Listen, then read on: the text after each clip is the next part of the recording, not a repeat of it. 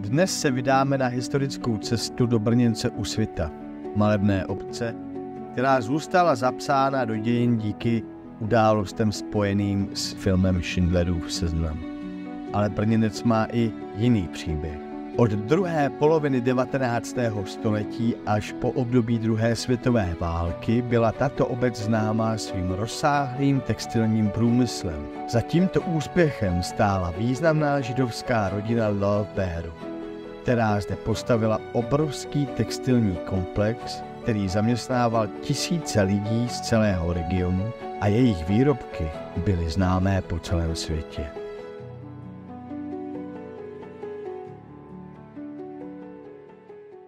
So this place was my family's factory. Our family had been here for many hundreds of years, here in the heart of Europe. For them, Israel was here. This is where they felt at home. V polovině 19. století z boskovického geta vyšla rodina Löw-Beerů, která si pořídila továrnu ve Svitávce a později i bývalou papírnu v Brněnci, která původně byla jenom dvoupatrová a byla zde výroba, byla to papírna, byla to výroba papíru a oni to vlastně začali budovat továrnu, která dneska sahá až nějaký kilometr a půl odsud na druhou stranu řeky Svitavy. And then all that changed in 1938 when Europe was split in the Munich Agreement, where the Germans, the English, the French divided Czechoslovakia in two without inviting the Czechs to the table. The division of Europe, that split, came through the river that goes through this factory. And one day, my grandfather, Walter Löw-Beer, woke up, and on the other side of this stream was a battalion of Nazi soldiers. And he stood on one side of the bridge and told them they could not come into this area. And as a Jew, he protected Czechoslovakia, held them up for three days.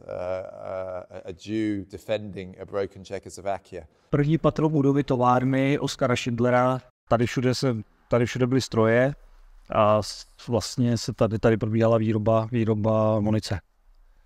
Byla to pobočka závodu muničního z Poličky a tohleto spodní patro i to patro nad náma bylo právě využitý na výrobu. To, co vidíte kolem sebe, tak to jsou vlastně budovy, historické budovy, které zde stály právě v době toho tábora. Tahle ta budova je ta hlavní budova továrny, kde v prvních dvou patrech probíhala výroba a v tom posledním patře, v tom nejhornějším, vlastně byly ubytována část těch židů.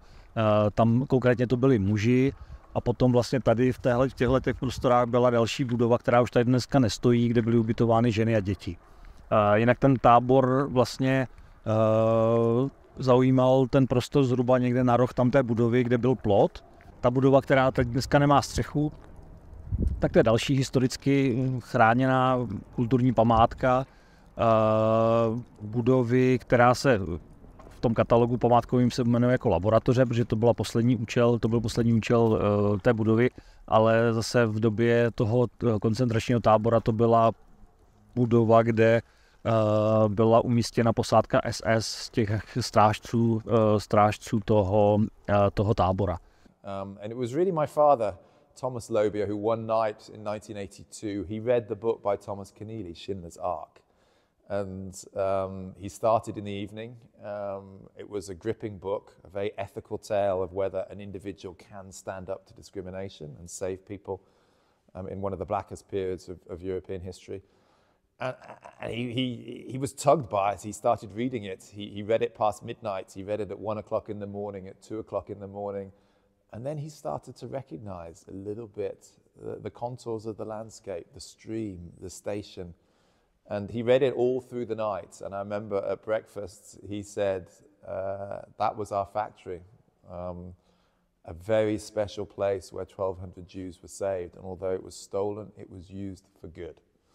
Po druhé světové válce se továrna stala součástí národního podniku Brněna, který měl sídlo v Brně. A byla to vlastně jako pobočka toho podniku tady a ta výroba tady samozřejmě se potom vrátila rychle k textilu. Vyráběla se tady vlněná příze, která se potom i zpracovávala, tkalo se tady, dělali se tady potahové látky. Samozřejmě během toho vrcholu komunismu to bylo tak, že se vyráběly velký kvanta ne úplně kvalitních věcí, které šly na export do Sovětského svazu tenkrát. So my family always knew about this factory. They knew about the life they had in the Czechoslovakia, where they could really fully express themselves, both culturally, in business, and as Europeans. I came back in 1973 under quite a really heavy communism, and it was a place, a culture that we didn't recognize. But we knew about this factory. But it was really, we were only invited back in 2017 officially as a family to Brno. We're related to it's the Löw-Beer and Tugendhat family. We were invited back to the Tugendhat villa, which was also part of a branch of our family, for a weekend. We were made to feel at home, made to feel part of this place again. We came to the factory and we renewed our partnership, which was always what had built this factory, with the local community. That really connected me back to this place. And then in 2019 and 20, we were able to consolidate the land. 21 and 22, we put together a grant and created a foundation with the local population to make a museum.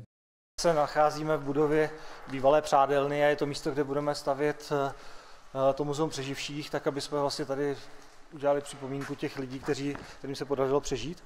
Vidíte, tak ta hala je opravdu veliká, ještě když půjdeme kousek dál, tak abyste viděli celou tu délku. My budeme využívat jenom zhruba 1/4 té plochy. Máme upravenou střechu a vlastně pracujeme teď na vyklízení a dalších uklízecích pracech, tak abychom mohli na jaře se pustit naplno do práce. To muzeum bychom rádi otevřeli v roce 2025 v květnu jako připomínku konce druhé světové války. Tady vidíte, že vlastně po ty ploty bude to muzeum, který bude oddělený od zbytku haly skleněnou stěnou, tak aby byla vidět celá ta velikost. A když si představíte, že ta hala byla postavená někdy v 90. letech 19. století, tak ta architektura, to všechno, co tady je vidět, tak je prostě neuvěřitelné. And that would be the first step in bringing back the ability of this unique place to tell its story. In the background, the story of Europe and our family, and how we came from the ghetto and created a factory like this. But then the story of what happened here during the Second World War, and of those survivors who carried on in the 50s and the 60s up to the present day. And it was really only in the 90s and 2000s that they came out of the shadows and wanted to tell their story. And this is a place where you will experience the film in the place where it occurred. You will listen to the 110,000 hours of survivors, how difficult it is to save a life, how it's a daily work from the morning to the evening to find the food, to bring out the different forms of resistance. And then they will challenge you to say, what would you do now? How can you stand up as one individual to discrimination, to a killing system?